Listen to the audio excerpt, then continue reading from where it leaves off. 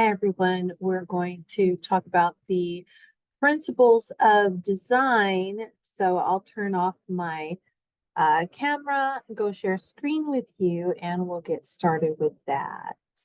So, oh, I need to move a few things around. I apologize. I can't quite see where I'm at. Okay. So as we go into modules, you'll find your principles, PowerPoint.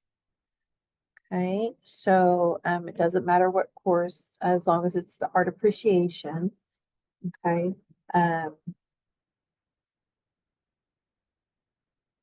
you are welcome to download these PowerPoints to help you study. So as we think about principles of design, we're really thinking about how an artwork is built. So think of elements as the what's and the principles as the hows. So we have unity, variety, balance, emphasis, subordination, repetition, rhythm, scale, and proportion. Now, this PowerPoint's not going to take as long to discuss because it's pretty self-explanatory. But if we look at an artwork like this, there are all sorts of things we could talk about, how it feels like it all goes well together. Shapes, right? We see a lot of the same shapes of this circle, right? So we see it here, we see it here. We see the number 5, we see these wedges, are the value ranges, the colors. We have all of these things that seem to be similar throughout the entire composition. Okay, so it's unified. That's what we call unified, right? But we need to know this word composition. So composition is how we're laying out elements and principles. So it's the combining of parts or elements to form a whole, the structure, organization, or total form of a work of art, right? So just right out of the gate, we're looking at, colors and textures and patterns and repetition and scale and proportions. And I mean, these are ways that we talk about artwork when we're trying to describe its form. Okay, when we're trying to describe as if somebody can't see it, right? But you need to be able to articulate using visual literacy. So let's look at our definitions. Unity is the sense of oneness. Variety is difference. That is all I need you guys to write for your homework under principles. Okay. So those are your definitions for both unity and variety. This work is probably easier to understand. It's unified because it's got these heads and arms, they're body parts, right? It's got a sense of oneness, right? Because these things are similar. But variety is seen also because they're not the same facial expressions, they're not the same arm positions, they're also not the same colors, even though we could say that they're unified by color and pattern, right? But they're all different. They're not the same. So unity pulls you in, right? There's something intriguing about it. Okay? It kind of lures you over to it. Variety keeps you looking at it. And there's a saying that we have in art, that if you can have somebody engage visually with your work from 8 to 10 seconds, hopefully more than that, but at least 8 to 10 seconds, that you have created a nice artwork because keeping them engaged. So these are very important tools. Okay, so how would we say this one is unified? Maybe by shape. All of these squares, maybe by light. They all have the same light source. Maybe it's by color because they're all very earthy tone colors, right? These orthogonals that we have, lead us into one point linear perspective. So the space is unified, right? So all these orthogonals that we're following, right? So It's unified by certain elements. But it might tickle you to know that these are not really squares. This is flat. All these are like little quadrilaterals, that have been positioned in such a way that we read them as squares. In our real world, they would be, but on this picture plane, they are not, right? So unified by the repetition of the square shapes, right?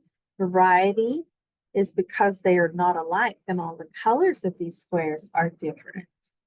Now let's go on to balance. See, so it's already going kind of fast, right, with this presentation. So balance can be a literal balance, but oftentimes we refer to things having visual weight. So there's an apparent heaviness or lightness of these forms arranged in the composition. So let's go look at different forms of balance. We have what's known as symmetrical balance.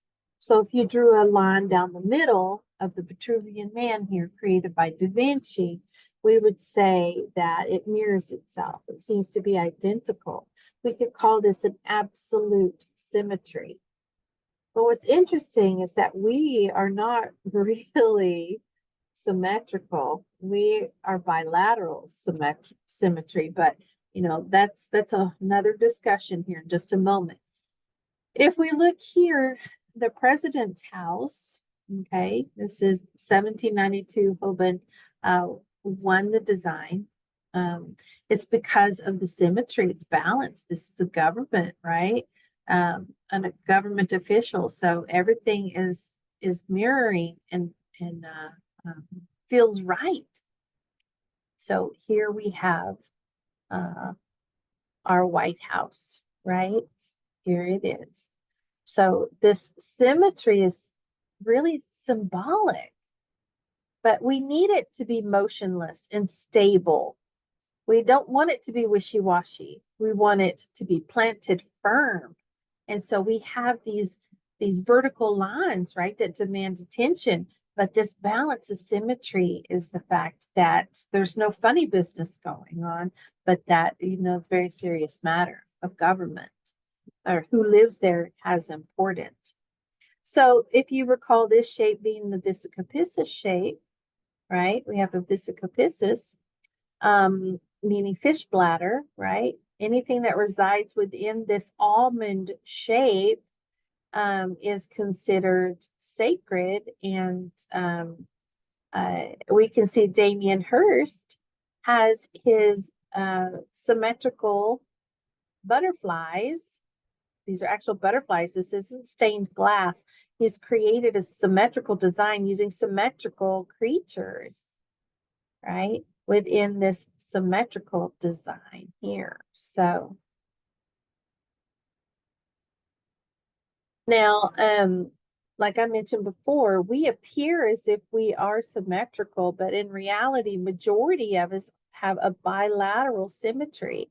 Shannon Doherty, bless her heart, she just passed away from losing her battle with cancer, but she was on television shows like Little House on the Prairie and so forth. But anyway, so she 90210, and then also there was a witch one too. But if you look, she's got an eye here and an eye that's almost another eye up compared to the other one, right? But she knows how to turn her head towards the camera. So she would appear to look more symmetrical. Actors and models, they all know how to find their good side because we equate symmetry with health and beauty. So it's interesting that we see that correlation. Anyway, so we also have asymmetrical balance. And in this case, the left side feels much heavier than the right side, but we can counterbalance with this big white shape, compared to the smaller, darker shapes over here. Okay, this can counterbalance the composition. So we have radial balance also. Everything radiates outward from a central point. Now, I want to point out to you, on your test, if you were given the word symmetry and you had element, principle, or neither, the answer would be neither. Balance is your principle, okay? So don't overthink these things, okay? Balance is the principle. So if you saw the word radial, it would be neither if your multiple choice questions were in reference to element, principle, or neither. You may be asked definitions though. Like you might be asked about asymmetry or symmetry or radial balance. You might be asked to know all three of those balances and check them off on your test. So know what they are. All right, so moving on, we can see here that these are different examples of our understanding of visual weight. So if you've got two things that are identical, but one looks larger, we assume this one has more mass, more volume to it. So we assume this has more visual weight or importance, and this sets back behind. But let's pretend, okay, because we already know that this black one right here has more visual weight. It feels heavier. But let's pretend they're balloons. In reality, nothing has changed. They both weigh the same, right?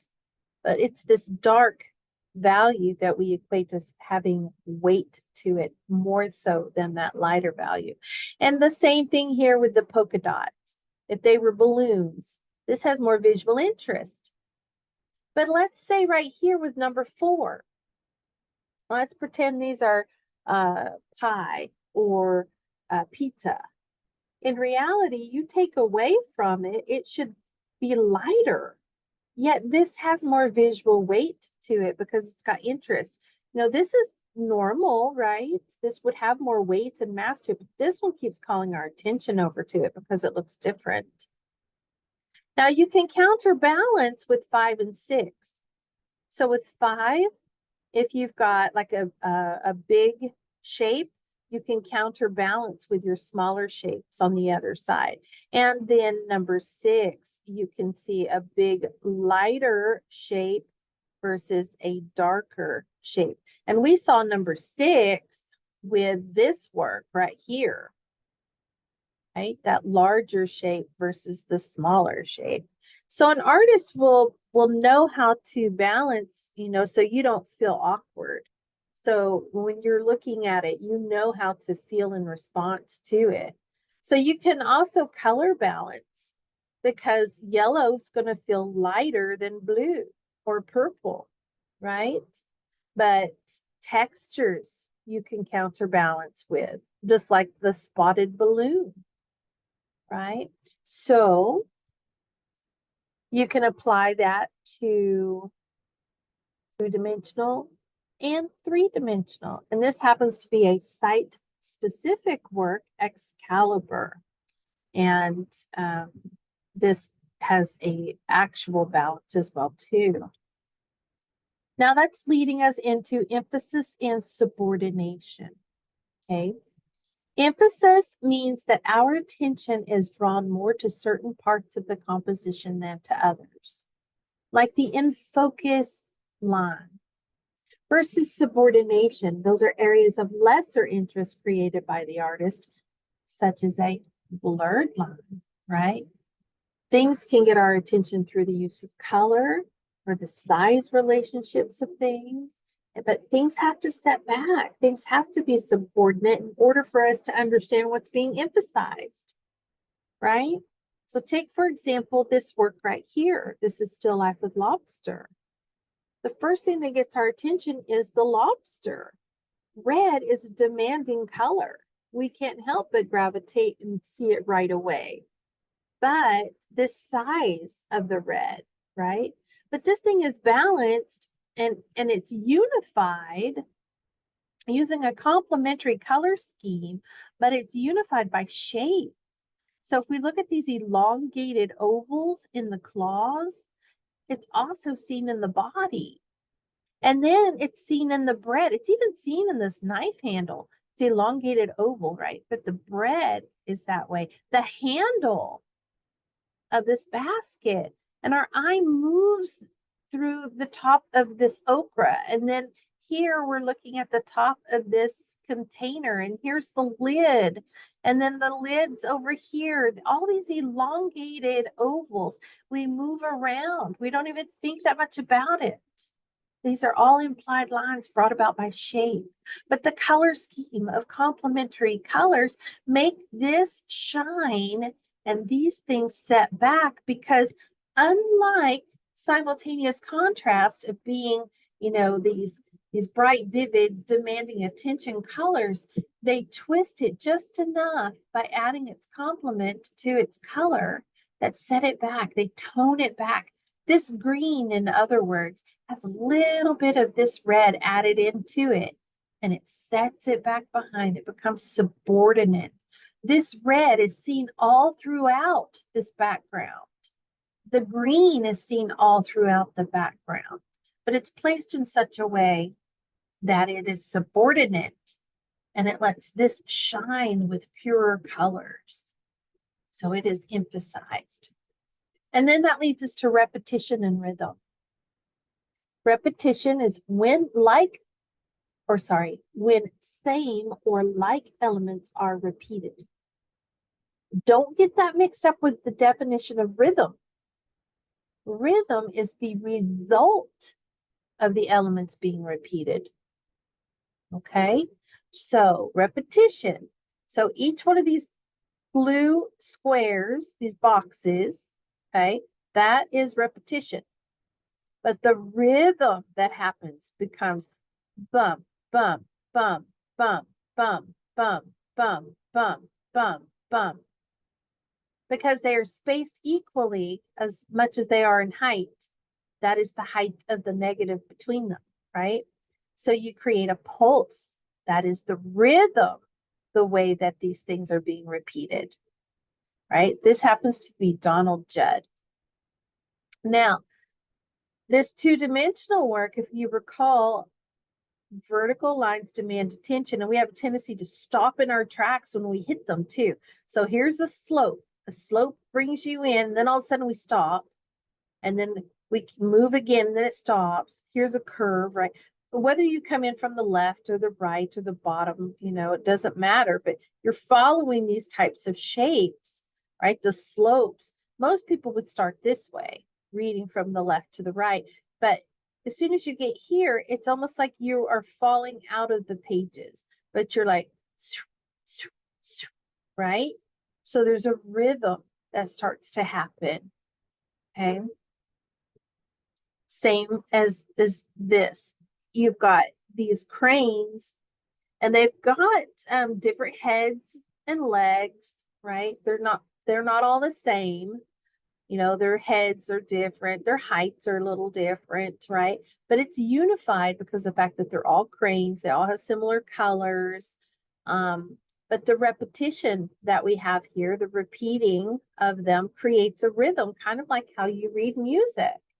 So if we were to be bum, bum, bum, bum, bum, bum, bum, bum, bum, bum, right? It's like reading music notes straight across. Your eye does the same thing, and your brain reads it as if you just heard beats to music. So some people take great joy in that rhythm through that repetition.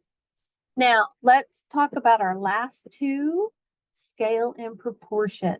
These are your definitions. Scale means size in relation to a standard or normal size, the whole unit. Proportion refers to the size relationships between parts of a whole, okay? Part of the whole unit. So if I wanted to change my size, whether I am miniature or I am gigantic, but all of me is done so, or I look exactly like me, but I'm now 20 feet tall, I've changed my scale. But if I keep my normal size and my hands are then 10 times larger, my proportions have changed. Okay, scale is the whole unit, such as me. I am the whole unit. Okay, proportion is a part of my unit, and that could be any part of me, my foot, my hand, my nose. Okay, those are proportions. So what has been manipulated here? A humbling garden tool on a heroic scale, right? It is scale that has been manipulated. Scale. It's a big giant clothespin, right? Scale. This is the Spoon Bridge in Cherry. Very famous place where people get married all the time. It's really cute. Then we have Oldenburg and von Bruggen with shuttlecocks, and that is scale, right? And scale relationships matter. So if you look, you can measure it. That circle and this circle are exactly the same size. But this looks much smaller when this one looks much larger. But you can hold up a drawing tool or your thumb or finger or whatever, and you can measure across here and then come over here. They are the exact same. But because of scale relations, you know, there's a different feeling you get. So artists are aware of that as well. So let's look at this one. This is Henri Magritte, and he loved to shift scales. But in this work, we see that he has the human body, right? But we've got proportions that seem to be manipulated. The belly button is in correct proportion with the midsection of the belly and so forth, right? But we're changing the scale of the section. But remember, proportion is a part in relation to a whole. So we would say more or less proportion. Now, this one right here, same thing. Okay, this is a work by Michelangelo. It's called the Pieta, very famous sculpture created for Pope Julius II for his tomb. And this is like the epitome, the height of the High Renaissance period, carved in one piece of marble. So Michelangelo has given us the Virgin Mary with Christ stretched out over her lap. Now, if Mary were to stand up, she would be 8 feet tall. She is monumental. She is large. Okay. Christ is about normal size. But in this state, we are reminded that Christ was her child, right? And she is subject, not Christ. Christ is important. What happened here, right? Our eye level is about where Christ's face is. When we look up, we see her mourning face, right? Her sadness of her child stretched out across her lap. She is the subject. She is the emphasis. The suffrage, right? There's a mom who's lost her child, you know, the human part of that. So her stature needed to be larger than his. But the question is, if she's bigger, her scale is larger, and his scale is normal. Notice I'm saying scale, then wouldn't it be scale that has been manipulated? Not if you're relying on the definition of a part in relation to a whole. This was one whole piece of marble. They were not separate pieces of marble, one cohesive artwork. So it would be proportion more than it would be scale, proportion. Excuse me. So proportions are also associated with the golden section, which is a system of proportion developed by the ancient Greeks, obtained by dividing a line so that the shorter part is to the longer part, okay, as the longer part is to the whole. resulting in a ration that is approximately 5:8. So this is the famous Parthenon. And there's a wonderful video right here. I can hit play. It's Disney's interpretation and description of the golden ratio that we see all throughout nature. You can copy it in your PowerPoint. You're welcome to go watch it. I'm not going to play it during the recording here, only because if I play it, it doesn't quite record well. The sound is always off, and I'm not sure about how to handle the settings on that. So I recommend you guys go check out the video that talks about this. So it's basically how we are designed as well too, to have certain proportions, like our hips ratio and so forth that meet these measurements as well too. So that's one reason why many of our compositions are in a rectangle format. Now, this is Matisse. Matisse was a contemporary of Picasso and a friendly rivalry, basically. But he's manipulating proportions of this woman. I mean, there's no question about it, right? He's abstracted her out. And remember, we've already learned about abstract. So she is simplified and distorted because, look how small her head is compared to her leg, and her hands and stuff. Her proportions are definitely different. Okay, she's elongated, right? So she wouldn't be your average 7.5 heads tall. She would be, larger than the Virgin Mary that we saw with Michelangelo being 8 feet tall, right? But he's not trying to tell us that he's making these women look lifelike. That's not what's important to him and his artwork. He's changed proportions for a reason. Okay, he's trying to say that he appreciates the form, the curvature, the pattern work, the beauty of the female form, different than just making her look lifelike, but the roundedness.